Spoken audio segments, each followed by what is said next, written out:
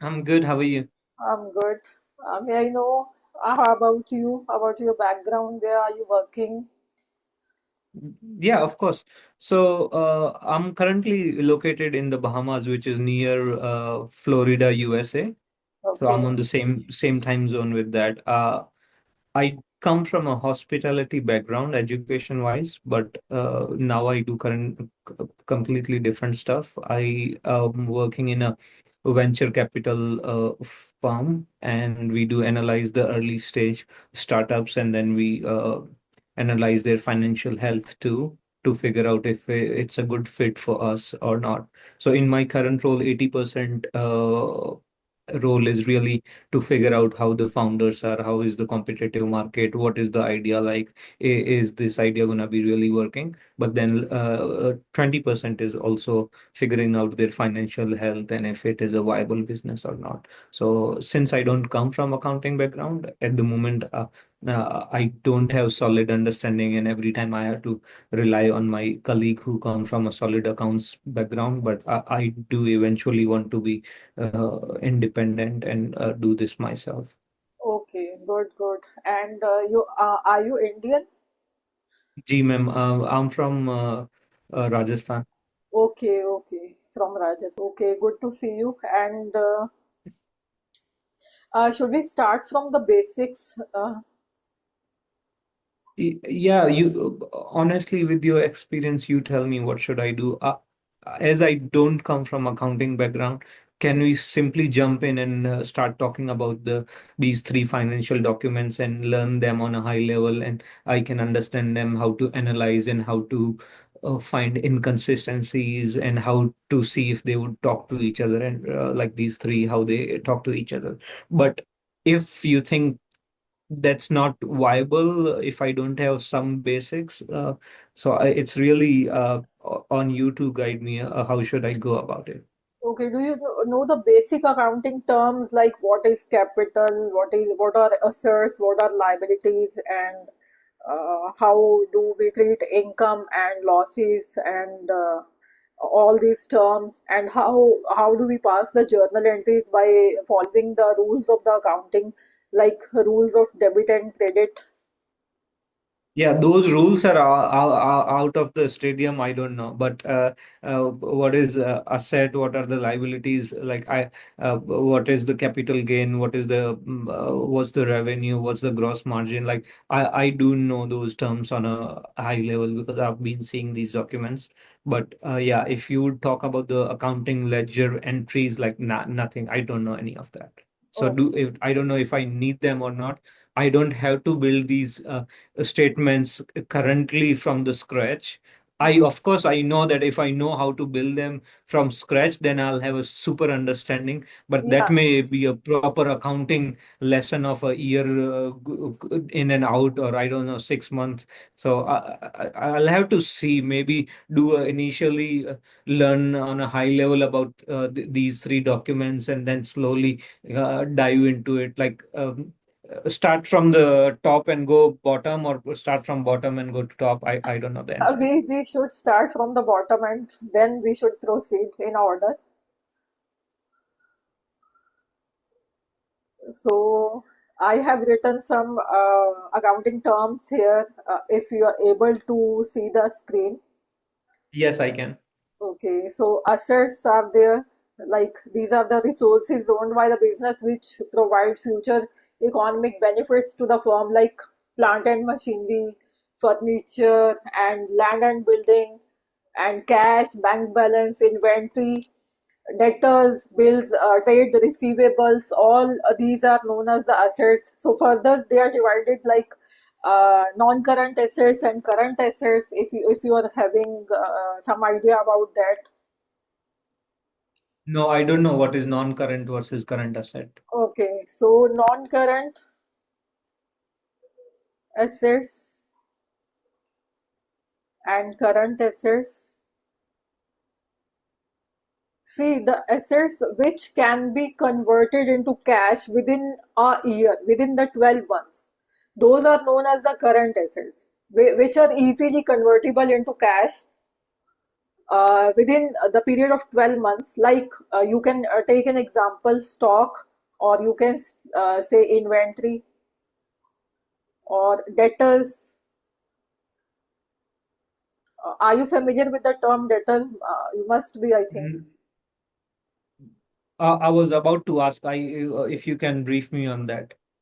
Debtors are the persons who owe money to business, who owe money to us. Suppose I'm a business and I have sold some goods on credit, like I have sold goods on credit. So that's like account receivable, right? Yeah, you can say accounts receivable. And there are two parts of accounts receivable. Like one is debtor and other is bills receivable. So accounts receivable. This term has two parts like debtors and bills receivable. Are you clear with the term bills receivable or not? No, no. So debtor is the person who is simply owing money to the business, right? Suppose I have sold goods of 50,000 to Mr. A, and he has made a promise that he'll pay me in few days, 15 days, 20 days, or a month. So if simply he has told you that he'll pay you, then the person will be treated as debtor. But if he has given you a written consent on a document by signing that document, that document is known as the bills receivable. One and the same thing, but in the bills receivable, he is giving a signed document to you in which he made a promise that he'll pay you within 30 days. That bill can be discounted with the bank if we need the money immediately, right? But debtors are simply who owe money to the business. Means if I have Understood. sold goods of 50,000, suppose to Mr. A on credit, then he'll become my debtor. So we do accounting in both ways, like cash accounting as well as accrual accounting. Means we I sell goods so, on in cash also and on credit also. So that's why this term is used as debtors or bills receivable. And if we owe money to someone, right? If we owe money to someone, suppose I have purchased goods from you on credit and I owe money to you, right? I'm supposed to pay that money to you within a period of suppose 15 days, I have told you, or 30 days, or within 2 months. Then that is my trade payable, accounts payable, you can say. That term would okay. be accounts payable. Yeah, I think in earlier note I did understand that debtors, if they give you the bill note which you spoke about, we Bills, could eventual bills, bills receivable, and if we yeah, need cash faster, we could eventually go to the bank, and if and not the discount that. 100% That value, we could get maybe 70% of it yeah, yeah, as yeah. a They'll charge. The bank will yeah. charge, will deduct some amount, and Yeah, the rest that's of this will be like collateral against the money we would get, and yeah, the bank would receive the money. Then the party who took the goods from us has to pay the to money to the the bank bank directly. directly. Yeah, Okay. type of you can say. Yeah. So next, non-current assets. We were discussing non-current assets. Non-current assets are those assets which are held for a long period of time, which are not supposed to be converted into cash, right? Immediately, or we have kept these assets for a long period of time, like plant and machinery. You can say that is not supposed to be converted into cash because we are supposed to use that in our business, plant and machinery, or you can say land building and other like vehicles, furniture, fixtures, equipments. All these assets are non-current assets which would be used in the business for a long period of time. Right. After, matlab, you Yeah. can say means we are supposed to use those assets. Uh, Suppose for 5 years, for 10 years. So long-term assets, you can keep in mind, long-term assets are known as the non-current assets, and the assets which are supposed to be converted into cash within the period of 12 months or a 1 year, those assets are known as current assets. Uh, Which, are they linked to the liquidity also? If it is yeah, a yeah, yes, liquidable, then it is yes, equitable, uh, yes, current, and then if it is not liquidable yes, immediately, then it's yeah, non-current. yeah, type of same. And next we have suppose capital. We can have the brief description of all these terms. Capital means this is the amount which is invested into the business by the owner. Suppose I have started a business of making these pens and I have invested suppose 50,000. So this would not be called as amount or money. This amount would be known as the capital. Sorry, I had to put the So AC down. Okay.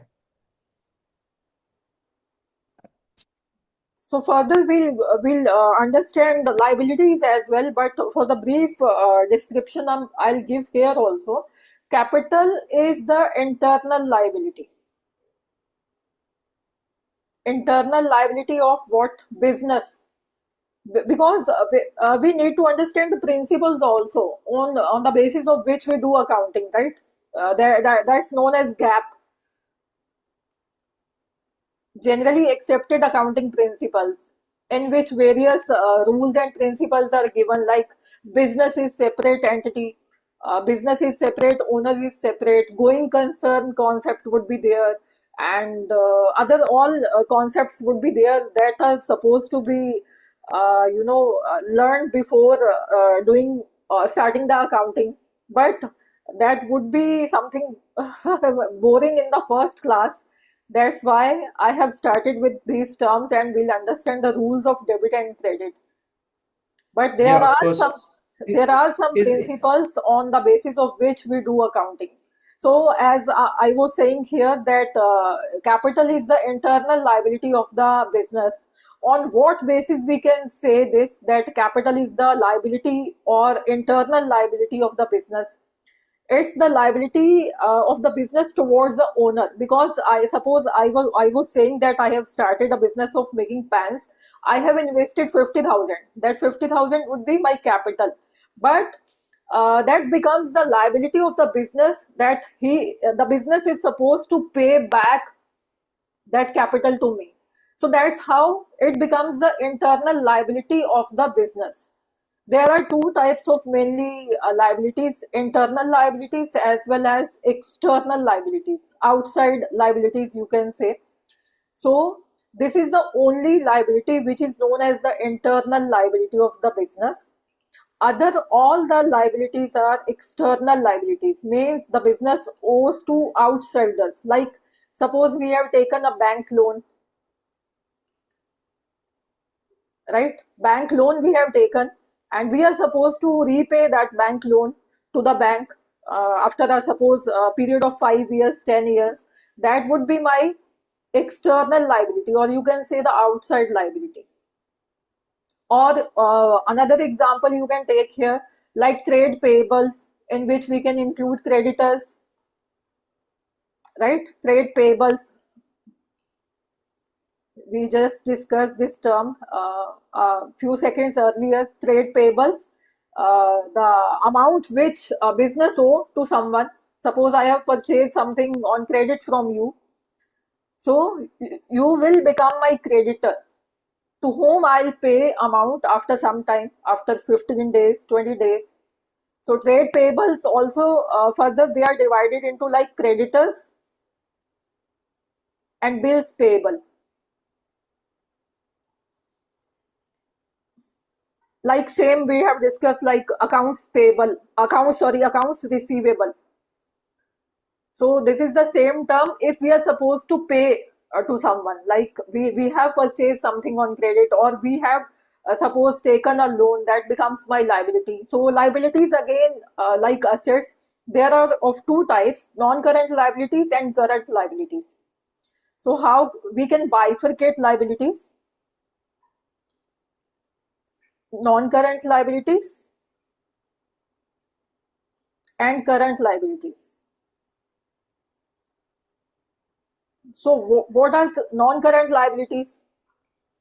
Long-term liabilities. Like if we are supposed to pay a bank loan after 5 years, after 10 years, that would be my non-current liability, which is supposed to be paid after a period of 12 months, after 1 year.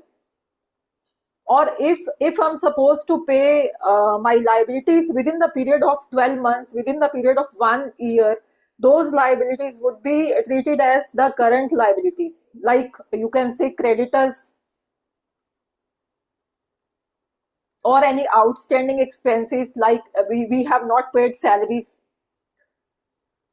So these are the current liabilities which are supposed to be paid within the period of 12 months. Like we discussed in the assets, non-current assets, current assets, and same is the case in liabilities, non-current liabilities and current liabilities. So slowly, gradually, we'll understand all these things. Next, we have liabilities, as we have discussed, obligations of the business to the outsiders payable in future. Yeah, it's more or less similar to what we discussed under the assets. Like Yeah, if it yes. is a short term, it is Long term, yeah, short term, yeah, long term. Yeah. yeah. Next, we have profit. A profit means the excess of revenue over expenses. So, what do we mean by revenue? Whatever we get after selling the goods. Yeah. So in the ordinary course of business, suppose I am making these pens and selling these pens, and the revenue which I will generate by selling these pens, that would be my revenue from operations, right? Revenue from Yes. operations. And suppose I have incurred expenses on manufacturing of these pens, like I have paid salaries to laborers and I have purchased some raw material, and those expenses would be deducted from the revenue from operation, and the rest amount, remaining amount which is left over, that amount would be known as the profit. Suppose I have generated a revenue of suppose 20,000 on by selling these pens. I have made a sale of 20,000 and the expenses which I have incurred, suppose 10,000, and the rest of the amount, remaining amount, that is 10,000, that would be treated as my profit. So next we have gain. There is a difference between profit and gain. Otherwise, in normal general language, we say profit and gain are the same things. So gain, the gain is the amount that is unexpected or non-recurring, means which is not generated from the operations of the business. Like suppose we are selling an asset. Suppose we are using plant and machinery from 5 years, and the value of that machinery was suppose 15,000 cost, or you can say book value after depreciation. Uh, uh, are you familiar with the term depreciation? Yeah. Okay, so cost minus depreciation, that is book value. Suppose book value of my plant and machinery is 15,000 and I have sold this machinery in 17,000. Then 2,000 would be my gain, not my profit. Profit is the amount which we generate from the regular operations of the business by selling. Suppose I'm doing the business of selling these pens. If I'm generating revenue by selling of these pens, then that amount would be known as my profit. But if I'm selling out of the way something, suppose I have sold my land, my building, my machinery, and the excess amount which I have received by selling, suppose plant and machinery, that amount would be known as the gain. This is non-recurring in nature, means this doesn't happen in regular or daily life of the business. Like it's a non-operational activity of the business. I understood that point, but I'm just wondering. To your earlier point, if cost minus depreciation is a book value, you said Hmm. uh 15,000. If they Yeah. sold it for 17,000, then 2,000 is profit. But if no, it's not profit, it's gain. If they that's gain, right? 2,000 is gain, not profit. Is that correct? Yeah. Okay, so if 2,000 is gain, but if the cost minus depreciation is 15,000 and the which is the book value, but if they sold the same amount for 15,000, so there is zero gain. Is that correct? Yeah, yeah, exactly. And if we are selling, suppose in the lower amount, book value is 15,000 and we are selling in 13,000, then 2,000 would be loss. That Okay. we have to show in that account of plant and machinery. Uh, we'll prepare these accounts as well in the long term. So that loss or profit would be shown in the plant and machinery account. So And the, it's very I'm important when we make the cash flow statement. So these accounts would be very important. Means what is the cash inflow from investing activities, financing activities, and operating activities. Then we are supposed to make all these accounts also. understood. That was my question. Where will I see all this? Would I see this on cash flow? Would I see this on income statement or on all the three documents?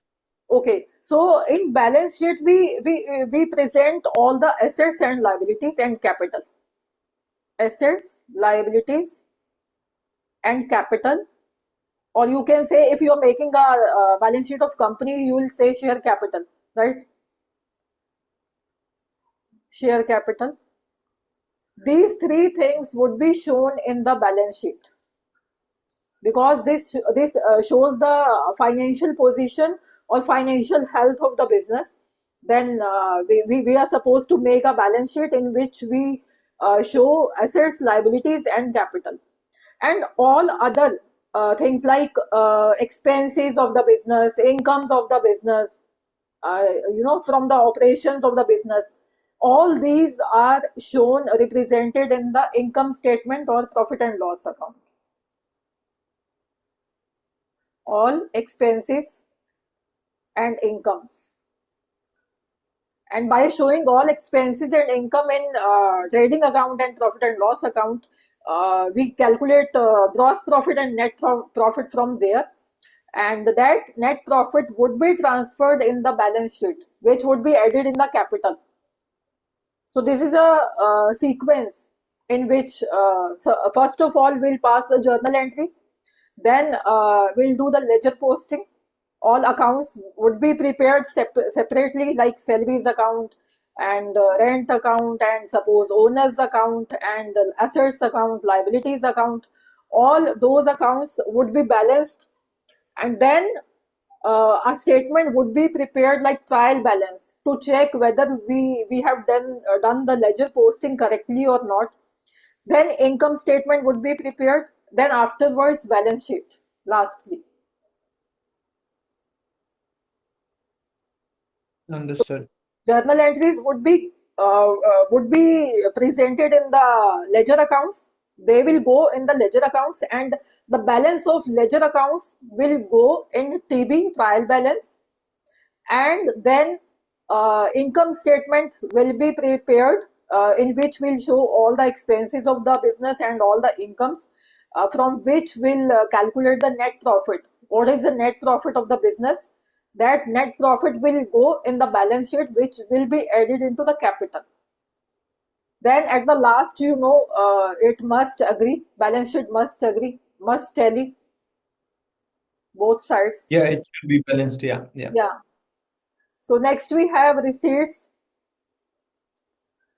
Receipts, as we know, cash inflows received by the business, they also can be bifurcated in like revenue receipts and capital receipts. Revenue receipts and capital receipts. Same thing if we are generating receipt in form of suppose we are selling something, from the operations of the business, that receipt would be known as the revenue receipt, and it's recurring in nature. Means if we are selling these pens, then we are getting receipts, or we are getting amount from the debtors. These receipts would be known as the revenue receipts. But if again we are selling asset, suppose we are selling an asset, that receipt would be known as the capital receipt, not revenue receipt. So all these things we can do in detail if it's not clear. So next we have term drawing. Have you listened this before? Drawings. No. So if owner withdraws any amount, or suppose any goods he's taking out of the business for he's using it for the personal use, that term is known as the drawing. Is Suppose, it even allowed? yeah, yeah, this is allowed, so that's why we use this term. Suppose I'm selling ACs in my shop outlet, right? And I took one air condition in and installed in my home. So that would be treated as drawing of goods. So suppose I have withdrawn money from the business for my personal use. Then this is known as the withdrawal of cash. That would be drawing of cash. So how will pass the journal entries of drawings? Like if we are uh, drawing cash, so drawings account debit to cash means drawings would be debited, cash would be credited, and these are the means journal entries. I think you will not understand at this stage. We need to understand the rules of debit and credit first. Then only we are supposed to pass the journal entries accurately. Otherwise, we can't pass the journal entries. Yeah, understood. So next we have suppose business transaction. So business transaction, you have to check that whether is this transaction relates to your business, and can it be measured in terms of money. So for checking this transaction whether this is my business transaction or not, we apply the rule of B and M. B and M means firstly you should check that whether this transaction relates to your business, and another check that can it be measured in monetary terms, money terms. Suppose,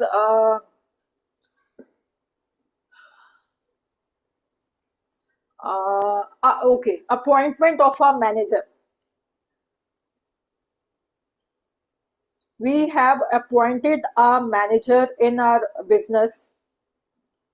So, can you please check that should we record this transaction into our books of accounts, or are we supposed to pass this journal entry in the books? That's a question for me. Yeah. So, Yeah, I think you have to simplify that one a little bit further, so okay. I can try. So Yeah. means this is my business transaction. This matlab, this is related to my business. We are appointing a manager, but this transaction cannot be measured in terms of money. Means amount we have not given in this transaction. So we can't Not yet, but record, yeah, we can't record this transaction in our books of accounts. Suppose we will take another example. I have purchased, suppose raw material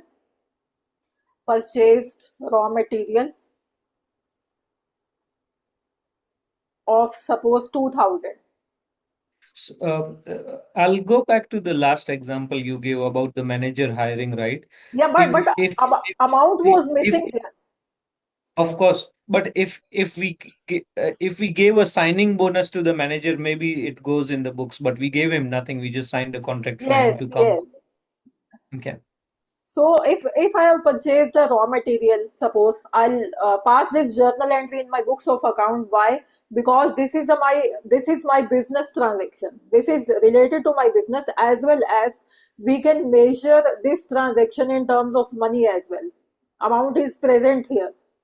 So amount should be present in that transaction, and that transaction should be related to your business. Suppose I have purchased uh, AC for my home for my personal use. Would that transaction would be recorded in my books of account?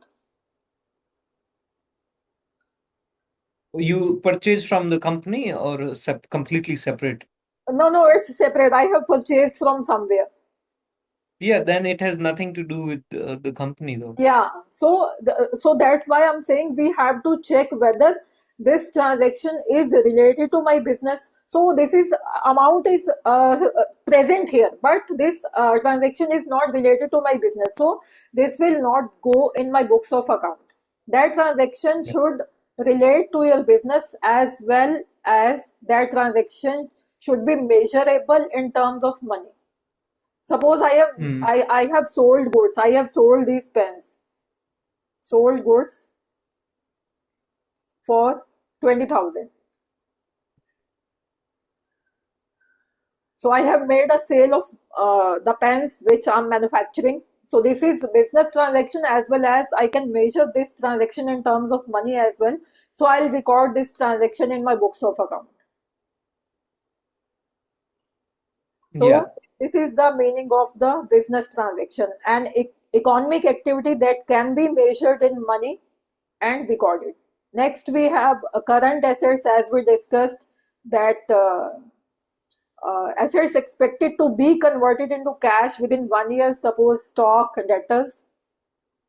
And next, we have non-current assets, like we discussed, assets held for long period of time, which are not meant to be sold. Land, plant and machinery, building, and expenses are the cost incurred to earn revenue. Means if I'm selling these pens, I must have incurred some expenses. I have given, suppose, wages to the laborers, and I have purchased raw material also, and I have done expenses on the packing as well. So these are known as the expenses cost incurred to earn that revenue. Next, we have expenditure, spending money or incurring a liability for some benefit. Next, we have trade receivables. This also we have discussed. Trade in accounts receivable, trade payable, accounts payable, cash discount, trade discount. Familiar with this? Cash discount, trade discount. Rebate allowed on prompt payment and cash. Cash discount. No, I don't know. So there are mainly three types of discounts. One is cash discount, and the second one we have trade discount, and third we have rebate. So cash discount is given while if we are making a payment immediately. Suppose I have sold these pens to you, and I told you that if you will pay me instantly, I'll give discount of suppose 2000, 5%, 10% if you'll pay me immediately. But if I'm purchasing the goods in bulk, in the wholesale quantity, in a large quantity, if I'm getting discount while I'm purchasing the bulk quantity, that discount is known as the trade discount. And this discount is not exactly shown in the books separately, but we deduct this amount from the list price. And this cash discount, this is shown in the books of accounts while passing the journal entries. When we pass the journal entries, I'll tell you that how we'll show this cash discount in the books of account, and how trade discount is deducted from the list price. Next, we have rebate.